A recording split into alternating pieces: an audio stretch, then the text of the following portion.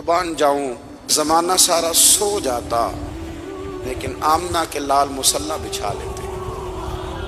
دنیا سو گئی ساری، سب سو گئے، جو خدام تھے وہ جو غلام تھے وہ سو گئے. صحیح مسلم نے لفظ ملیں گے، سیدہ پاک فرماتی ہیں او میرے نبی کے غلاموں، میں نے یہ رنگ بھی دیکھا ہے کہ حضور نے اتنا کھڑے رہے، اتنا قیام کیا، اتنا قیام کیا کہ مقدس پیروں میں ورم آ گئے، سوج گئے پیر.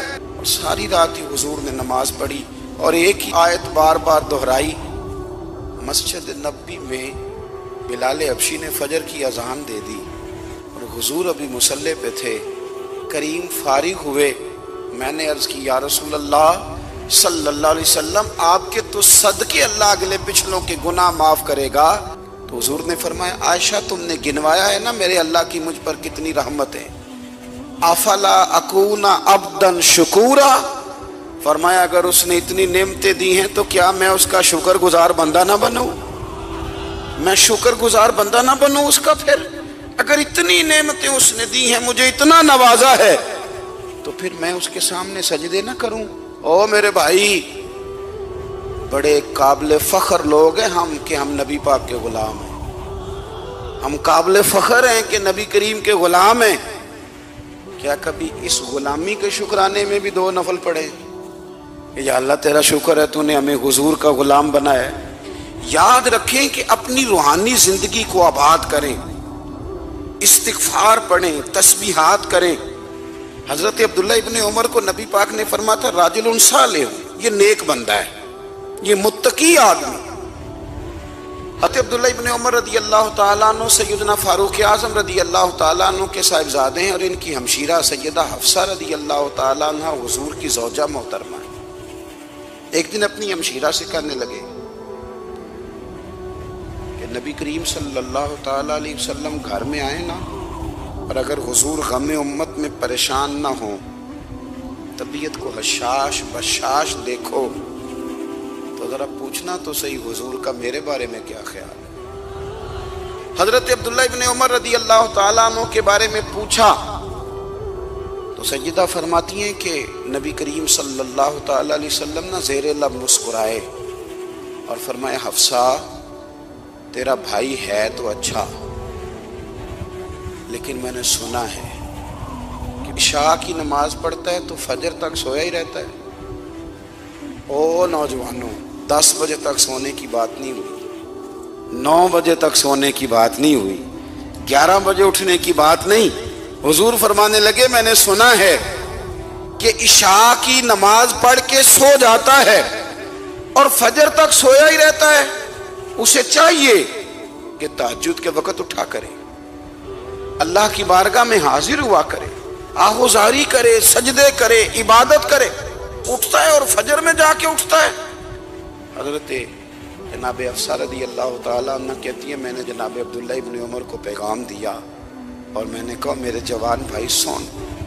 نبی پاک نے فرمایا ہے تو اچھا پر تہجد میں نہیں اٹھتا، نفل نہیں پڑھتا.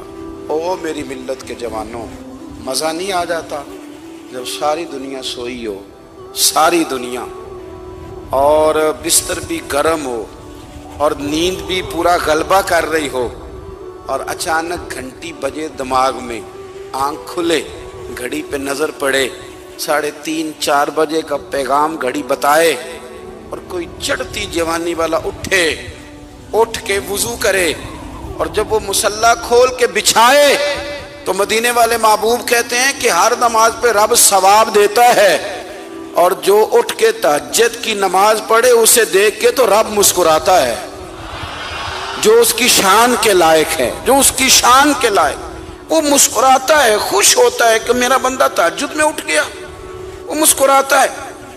کاش ہماری صبحیں کبھی اپنے مالک کے نام ہو جائیں. رسول کائنات نے فرمایا، رب کریم فرماتا ہے جب میرا بندہ ہاتھ اٹھاتا ہے نا تو مجھے حیا آتی ہے کہ میں خالی کیسے لوٹا دوں اس کے. اتنے بڑے بادشاہ کی بارگاہ میں اپنی روحانی زندگی آباد کریں، اپنے مصلی کو وقت دیں، اور دنیا سے چھپ کر اس موبائل کو بند کر کے اور اپنے آپ سے بھی چھپ کے اور تنہا ہو کے چھپا کے سارا کچھ اپنے آنسو اپنے رب کی بارگاہ میں پیش کریں، اس کے حضور حاضری دیں۔ سنو نا ترمذی کی حدیث، اور اسے یاد رکھنا، نبی پاک علیہ السلام نے فرمایا اپنے دکھ لوگوں کے سامنے نہ بیان کرنا، سیٹھوں نوابوں کو نہ بتاتے پھرنا، دنیا داروں کے سامنے جا کے نہ رونا کہ میں تکلیف میں ہوں، پر میں اگر دنیا داروں کو دکھ بتاؤ گے رب تمہیں کبھی غنی نہیں کرے گا۔ اور لوگ ہیں کہ الٹا مذاق اڑائیں گے آپ کی، جس سے بڑی پکی یاری ہے نا، پکی لوگوں کی تعلقات آپ کے ساتھ تب تک ہیں جب تک آپ ان سے کوئی ضرورت وابستہ نہیں کرتے۔ کریم ابو فرمانے لگے بندوں کے سامنے دکھ نہ بیان کرنا، اللہ تجھے کبھی غنی نہیں کرے گا، تو اپنے دکھ اپنے رب کو بتا، تو دعائیں مانگ، تو اس کی بارگاہ میں حاضر ہو، تو اس کے حضور عرض کر۔ فرمایا اپنے دکھ اپنے رب کو بتا، وہ جلدی کرے یا دیر سے کرے تجھے ساری دنیا سے بے نیاز کر دے گا، تجھے کسی کا محتاج نہیں رہنے دے گا۔ حضرت ابو الحسن رحمۃ اللہ تعالی علیہ حضرت معاذ ابن جبل رضی اللہ تعالیٰ عنہ کے پاس بیٹھا کرتے تھے، فرماتے ہیں ان سے جو پیار بڑھا تو پھر میرا مصلی سے بھی بڑھ گیا۔ تابعی ہیں، فرماتے ہیں صحابی رسول سے محبت ہوئی تو ذکر سے بھی ہو گئی، پھر درود شریف سے بھی ہو گئی، محبت ان سے بڑھی تو پھر اللہ نے مسجد کا پیار بھی بڑھا دیا۔ آپ فرماتے ہیں کہ میری ہر وقت طبیعت چاہتی تھی کہ بس اللہ اللہ کروں، بس اللہ اللہ کروں، بس نہ میں ذرا تھوڑی جان چھڑاؤں لوگوں سے، کوئی 10 منٹ ملے تو میں کوئی 4 نفل پڑھ لوں، میں تھوڑا سا نہ بچوں لوگوں سے، اور مجھے تسبیح ملے تو میں نہ کوئی 400-500 دفعہ استغفار پڑھوں، سبحان اللہ الحمدللہ اللہ اکبر لا حول ولا قوت الا باللہ، میں نہ تسبیحات پڑھوں۔ فرماتے ہیں کہ بچے تھے گھر میں 6-7، غربت تھی، کام ملتا کوئی نہیں تھا، اور میں کام چور نہیں تھا، کام ڈھونڈتا تھا، پر اللہ کی قدرت کے کام نہیں ملتا تھا۔ فرماتے ہیں کہ میں نے ایک دن اپنی اہلیہ سے کہا کہ آج میں پھر جاتا ہوں کام ڈھونڈنے، تو میری بیوی بڑی فرما بردار تھی، پر اس دن نہ غربت کے ہاتھوں تنگ آ کے کہنے لگی آج نانا کوئی تو چیز لے کے آیا، تو مجھ سے بچوں کی بھوک نہیں دیکھی جاتی، سب روگاں دا روگ محمد جس دا نام غریبی، کنڈ بلا کے لنگ جاندے نہیں دوست یار قریبی، آج نہ کچھ لے کے آیا تو میں بچے لے کے میکے چلی جاؤں گی۔ شیخ فرماتے ہیں کہ میں بڑا پریشان گھر سے نکلا، پر میں نے صبح سے لے کے زور تک کام ڈھونڈا، کام ملا کوئی نہیں، تو میرے دل میں خیال آیا چلو کام نہیں ملتا تو اللہ اللہ تو کرے نا، چلو بندوں کی مزدوری نہیں ملتی تو رب کریم کی عبادت ہی کرتے ہیں۔ فرماتے ہیں کہ میں نے نا فرات کے پانی سے وضو کیا، نہر کے، شدید دھوپ تھی، ساتھ ریت تھی اور ریت تپ رہی تھی، میں نے اپنا رومال وہیں مصلی کے طور پر بچھا لیا، اور فرماتے ہیں کہ زور سے لے کر عصر تک نماز پڑھی، دھوپ بھی پورے زور پہ، پر میرے سجدے کا ذوق بھی پورے زور پہ۔ فرماتے ہیں سورج بھی چمک رہا ہے اور رب کی عبادت کا ذوق بھی پورے زور پہ، میں سجدہ کروں تو پھر میرا اٹھانے کو جی نہ چاہے۔ میرے استاد لکھا کرتے تھے، یہ ان کا شعر ہے، وہ کہا کرتے تھے مجھے سوز دے، مجھے ساز دے، اور مجھے نیم شب کا نیاز دے، دم سجدہ خود کو میں توڑ دوں، مجھے ایسا ذوق نماز دے، اور میں تیری بہار کا پھول ہوں، میں کھلا بھی ہوں تو تیرے لیے، مجھے میری شاخ سے توڑ لے، مجھے اپنی زلف کا ناز دے۔ بھائی فرماتے ہیں کہ عصر تک میں نے نفل پڑھے، دل ڈھلنے لگا، عصر کی نماز پڑھی اور میں وہاں سے چلا۔ اب میں جب نکلنے لگا تو دل میں خیال آیا کہ چھوٹی چھوٹی دیواریں ہیں گھر کی، بغیر کچھ لیے جاؤں گا تو بیوی دور سے دیکھے گی تو شور کرے گی کہ پھر خالی ہاتھ آ گیا ہے۔ کہتے میں نے اپنی اسی رومال میں جس پہ میں نے نماز پڑھی تھی نا، رومال میں کی آخی دے پنجابی جو صافہ، کہتے ہیں اسی میں نا میں نے کچھ ریت بھر لی کہ وہ دور سے دیکھے گی تو سمجھے گی کچھ لے کے آیا ہے، چلو جا کے اسے بتا دوں گا کہ آج پھر مزدوری نہیں ملی۔ کہتے ہیں وہ ریت لے کر جب میں گھر میں گیا تو پہلے بیوی دروازے پہ کھڑی ہوتی تھی، پوچھتی تھی خالی ہاتھ آ گئے ہو؟ آج میں نے دیکھا تو ہے ہی کوئی نہیں۔ فرماتے ہیں میں اندر داخل ہوا، سلام لی، ایک کونے میں میں نے وہ رومال رکھ دیا اور میں نے آواز دی کہ بھلی مانس کہاں ہو؟ تو وہ کہنے لگی آپ منہ ہاتھ دھو لیں، میں روٹی لے کے آئی۔ میں نے کہا روٹی کہاں سے آ گئی؟ یہاں تو کئی دنوں کے فاقے، تو کئی دنوں کی غربت ہے، یہاں تو اس گھر میں تو فقیری ہے۔ فرماتے ہیں کہ وہ روٹی لے کے آئی اور اس وقت کی جو موجودہ نعمتیں تھیں، سمجھ لیں سلاد، اچار، ہر چیز ساتھ لائی۔ میں نے کہا کہ بچے کہاں گئے؟ کہنے لگی وہ کھانا کھا کے کھیلنے گئے، آپ کھانا کھا لیں آ جاتے۔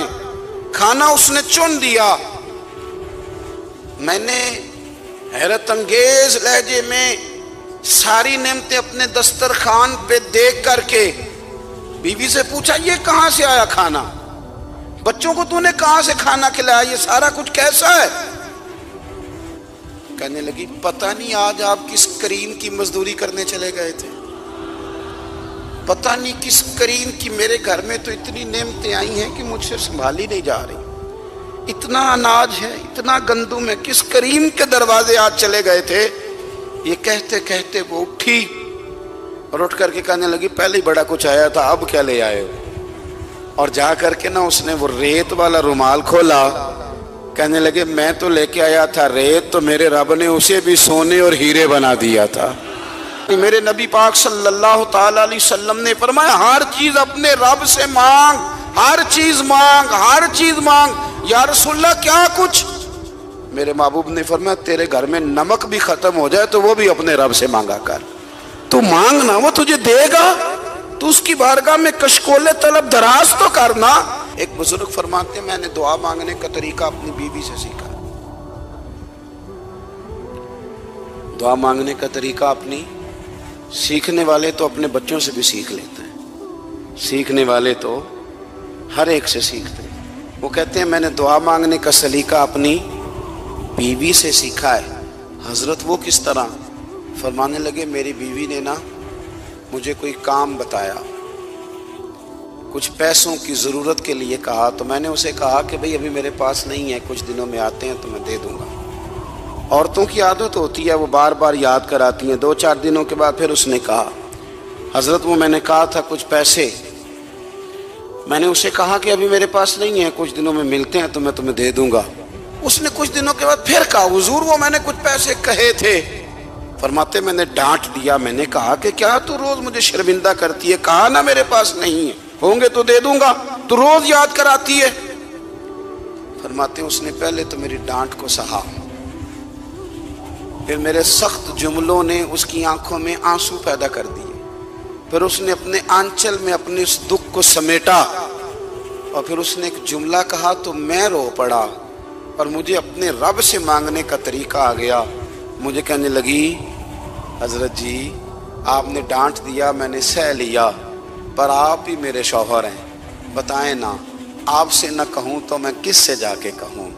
فرماتے ہیں میں رو پڑا اور میں کھل کے رویا اور میں تڑپ کے رویا، اور پھر میری سسکیاں بند گئیں، تو مجھے کہنے لگی آپ کو کیا ہوا؟ میں نے کہا مجھے بھی دعا مانگنی آ گئی ہے، جب میں اسے کہوں گا نا اللہ تو ہی میرا رب ہے، میں تجھ سے نہ کہوں تو میں کس سے جا کے کہوں؟ میں کیوں کسی بندے سے سوال کروں؟ میں کیوں کسی دنیا دار سے کہوں؟ میں تیرے بندوں کا، نیک بندوں کا وسیلہ لے کے، تیرے محبوب کی غلامی لے کے تیری بارگاہ میں آیا، تجھ سے نہ مانگوں تو کس سے مانگوں؟ سمجھ آ گئی ہے جب میں اس رنگ میں مانگوں گا تو پھر رب میرے اوپر بڑا ہی فضل فرمائے گا، وہ میرے اوپر بڑی رحمت کرے گا، وہ میرے لیے آسانیاں کرے۔ عزیز دوستو ہم اس طرح کرنے لگ گئے ہیں کہ ہم نے نا اپنے تعلقات پر اعتماد کرنا شروع کر دیا ہے۔ میرے تعلقات بہت ہیں، ہم نے اپنی دولت پر اعتماد کرنا شروع کر دیا ہے، میرے پاس دولت بہت ہے، ہم نے اپنے علم پر، اپنی شہرت پر اعتماد کرنا شروع کر دیا ہے کہ میرے پاس فلاں چیز بہت ہے۔ یاد رکھنا جب بے نیاز اپنی صفت بے نیازی دکھاتا ہے تو بڑی بڑی دولتوں والے مجبور نظر آتے ہیں۔ بھائیو جب انسان کا رشتہ اپنے مالک کے ساتھ ہوتا ہے پھر تو غم بھی کچھ نہیں کہتے، پریشانیاں بھی کچھ نہیں کہتی، پھر تو زندگی صبر والی، پھر تو زندگی توکل والی، پھر تو زندگی بھروسے والی، پھر انسان اپنے آپ کو رسوا نہیں کرتا۔ دنیا داروں سے امیدیں اس کی ختم ہو جاتی، امیدیں اللہ رسول سے لگا لیتا ہے، مضبوط ہو جاتا ہے، مضبوط، طاقتور ہو جاتا ہے، خوددار ہو جاتا ہے، باوقار باعزت ہو جاتا ہے۔ حضرت عبداللہ ابن عمر رضی اللہ تعالیٰ عنہ حضرت عمر کے صاحبزادے ہیں، مکہ مکرمہ میں ان کی قبر ہے۔ میں نے جب انہیں پڑھا تو مجھے ان سے بڑا پیار ہو گیا، لیکن آپ کو پتہ ہے وہاں جا کے کسی شخص کا مزار تلاش کرنا یا پوچھنا ایک مشکل کام ہوتا ہے۔ تو ایک دفعہ میں مکہ شریف میں حاضر تھا، ایک گاڑی والا ڈرائیور مجھے کہنے لگا کہ مولانا میں آپ کو جانتا ہوں، مجھے آپ سے محبت ہے، ایک بات بتاؤں آپ کو۔ میں نے کہا بتاؤ۔ کہنے لگے حضرت عبداللہ ابن عمر کی قبر دیکھنی ہے۔ میں نے کہا یہ تو نہیں کہہ رہا، یہ کسی نے بندوبست کرایا ہے، یہ اللہ نے تیرے دل میں بات ڈالی ہے، یہ ہو گیا، تو لے چل مجھے۔ حضرت بہلول دانا رحمت اللہ علیہ بیٹھے تھے، تو ہارون رشید حج کر کے آ رہا تھا، تو رستے میں حضرت شیخ سے ملاقات ہو گئی، تو السلام علیکم کے بعد کہنے لگا حضور کوئی حکم ہو تو بتائیے گا۔ تو حضرت بہلول دانا فرمانے لگے تیرا رب کون ہے؟ اس نے کہا اللہ۔ تو فرمایا میرا کون ہے؟ کہا اللہ۔ فرمانے لگے تو بڑا ہی بیوقوف ہے، کیا تو یہ سمجھتا ہے کہ رب ہارون رشید کو تو دے گا اور بہلول دانا کو بھول جائے گا؟ تیرا بھی وہی رب ہے، میرا بھی وہی رب ہے۔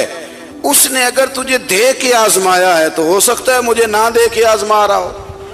جب اس کی حکمت کے تقاضے ہوں گے تو عطا کرے گا اور دے گا، تو جا اپنا کام کر۔ بھائی اپنی روحانی زندگی، اپنی عبادات، اپنے وظائف، اپنے روزمرہ کے معاملات، اپنی دعائیں، اپنا استغفار، دیکھو مشکل کام تو نہیں، 2 رکوع ہیں سورہ واقعہ کے، اگر رات کو پڑھ لی جائیں تو میں کس طرح یہ بات بیان کروں کہ تعویذ بانٹنا آسان ہے اور وظیفہ بتانا مشکل ہے۔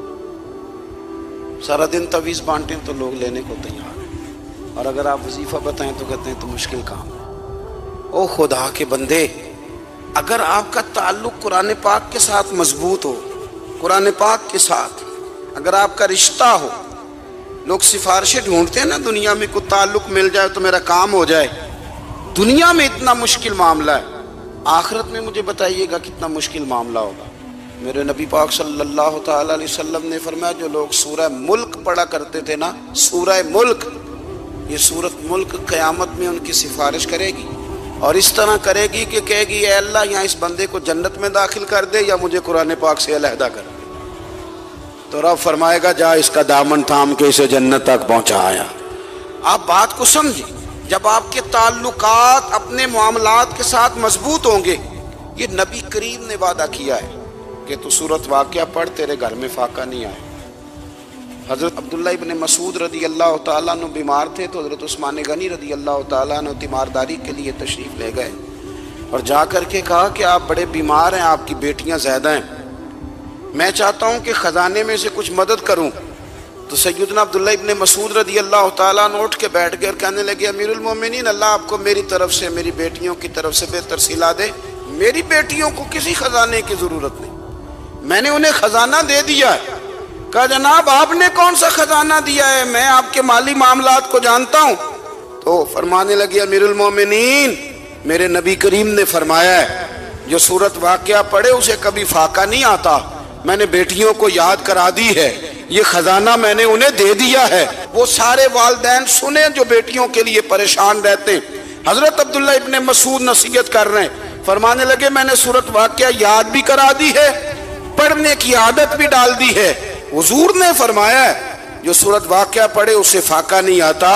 کہنے لگے چاند تو اپنی جگہ چھوڑ سکتا ہے، سورج گر سکتا ہے، تارے ٹوٹ سکتے ہیں، پر مدینے والے رسول کی بات غلط نہیں ہو سکتی۔ حضور نے فرمایا فاقہ نہیں آئے گا تو انشاءاللہ کبھی بھی نہیں آئے گا۔ کرنے کا کام یہ ہے کہ ہم اپنے معاملات، اپنی عبادات، اپنی دعائیں، کبھی 10 منٹ عادت ہو جائے نا دعا مانگنے کی علیحدہ سے رات کو۔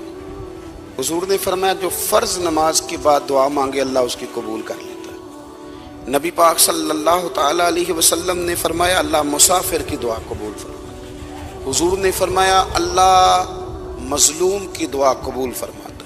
حضور نے فرمایا بیمار سے دعا کراؤ، اللہ اس کی دعا قبول فرماتا ہے۔ میرے نبی پاک نے فرمایا ماں باپ جب بھی اولاد کے لیے ہاتھ اٹھائیں، ویسے تے بلے شاہ تو آسمانی اڈ دیاں ہی پھڑ دیں، جیڑا گھر بیٹھا انہوں بڑھیا ہی نہیں۔ حضور فرمانے لگے ماں باپ جب بھی اولاد کے لیے دعا فرمائیں، اللہ ان کی دعا کو قبول کرتا ہے۔ آپ اپنا تعلق بنائیں، دعا کے ساتھ، عبادت کے ساتھ، مصلی کے ساتھ رشتہ بنائیں، استغفار پڑھیں۔ صلاح الدین ایوبی صلیبی جنگوں میں تھے، رات کو مسجد اقصی میں نماز پڑھی تو پریشان تھے۔ ایک بزرگ سے ملاقات ہوئی تو وہ کہنے لگے کہ آپ بڑے پریشان ہیں۔ کہنے لگے حضور پریشان اس لیے ہوں کہ پہلے ہی مسلمان کمزور ہے، اب میں نے سنا ہے دشمن کا ایک بحری بیڑا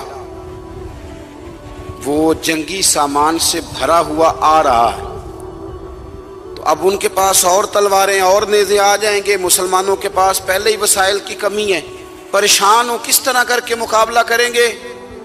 یہ بات کہتے ہی صلاح الدین ایوبی نے بزرگوں سے کہا حضور آپ بھی دعا کرنا، دعا کی بڑی طاقت ہے۔ میرے نبی پاک نے فرمایا دعا مومن کا ہتھیار ہے، دعا مومن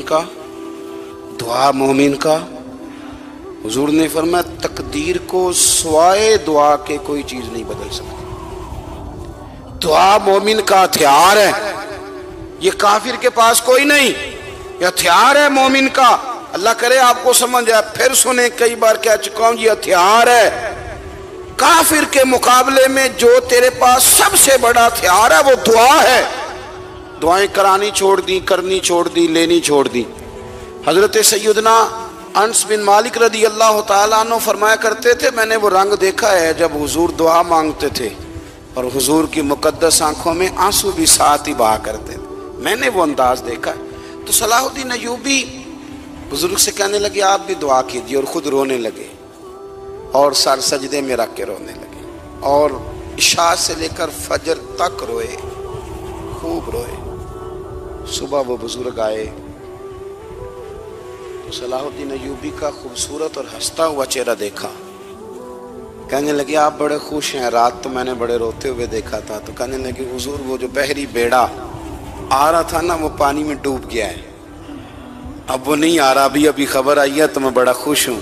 بزرگ کہنے لگے اوٹ سینے سے لگ اور سن ایک بات، وہ بحری بیڑا پانی میں نہیں ڈوبا، وہ تیرے آنسوؤں میں ڈوب گیا ہے۔ وہ جو تو رات رویا ہے نا رب کریم کی بارگاہ میں تو وہ ڈوب گیا ہے۔ بھائی اپنا مصلی کا، عبادت کا، وظائف کا، اللہ کا سلسلہ اس کو مضبوط کریں، اپنی دعاؤں کے تعلق کو مضبوط کریں۔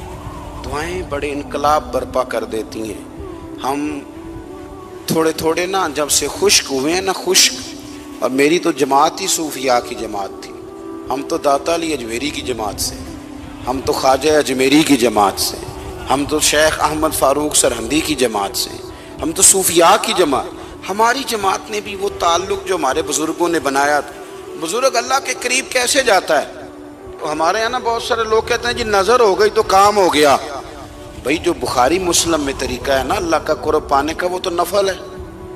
نبی کریم علیہ السلام نے فرمایا بندہ نفلوں کے ذریعے رب کے قریب جاتا ہے، اور اتنا قریب جاتا ہے کہ پھر اللہ اس کی زبان بن جاتا ہے، اللہ اس کی آنکھیں بن جاتا ہے، کان بن جاتا ہے، ہاتھ اور پیر بن جاتا ہے۔ تو یہ تو عبادت ہے، یہ تو اللہ کی بارگاہ کی حاضری ہے جو آپ کو اللہ کے قریب کرے گی۔ تو اپنے نماز کو اہمیت دے کے ادا کریں، نمازیں موبائل بند کر کے ادا کریں۔ لیکن نا کچھ لوگ کہتے ہیں مجھے ٹائم نہیں ملتا نماز کا، تو میں کہتا ہوں یہ آپ نے بڑی جرت کی بات کی ہے۔ مجھے کو میرا پیر بھائی کہہ دینا میرے پاس ٹائم نہیں آپ کو ملنے کا، تو میں کہتا ہوں آج کے بعد آنا ہی نہ۔ تو کیا سمجھتا ہے تو بہت بڑا آدمی ہے، تیرے پاس ٹائم نہیں اور ہمیں ملنے کا ٹائم، موج کر۔ آپ نے اللہ رسول کو کہہ دیا ٹائم نہیں۔ اور عجیب فلسفہ ہے نا، کہا جائے نماز پڑھنے آؤ تو کہتے ہیں کپڑے ٹھیک نہیں، اور کہا جائے کہ آؤ ذرا دعوت پہ چلیں تو کہتے ہیں 1 منٹ ٹھہر میں کپڑے بدل کے آیا۔ نماز کے لیے کہا تو کہتے ہیں ٹھیک نہیں، دعوت کے لیے کہا تو کہتے ہیں میں ذرا تیاری کر لوں، یوں جانا مناسب نہیں۔ معاملہ ٹھیک نہیں۔ رب تو فرماتا ہے کہ جب تم مسجد میں آ تو زینت اختیار کر کے آ، خوب ذوق سے دعا مانگے، خوب شوق سے نماز پڑھیں، خوب استغفار کا مزاج بنائیں۔ آپ لوگوں کے بیچ رہ کے سکھ حاصل کرنا چاہتے ہیں، لیکن آپ کو پتہ ہے کئی مہینے غار حرا میں رہنا بھی مدینے والے محبوب کا طریقہ ہے۔ ہر سال اعتکاف بیٹھنا الگ سے، یہ بھی حضور کا طریقہ ہے۔ مسجد نبی کے اندر دروازہ کھلتا تھا نبی کریم کا، پر گھر کے اندر نفل پڑھے نبی پاک، اور حضور فرماتے ہیں کچھ نفل نماز گھر میں بھی پڑھا کرو، گھر کو قبرستان نہ بناؤ۔ ہمارا گھر اللہ کے ذکر سے آباد ہوگا اگر ہم نماز پڑھیں گے نا۔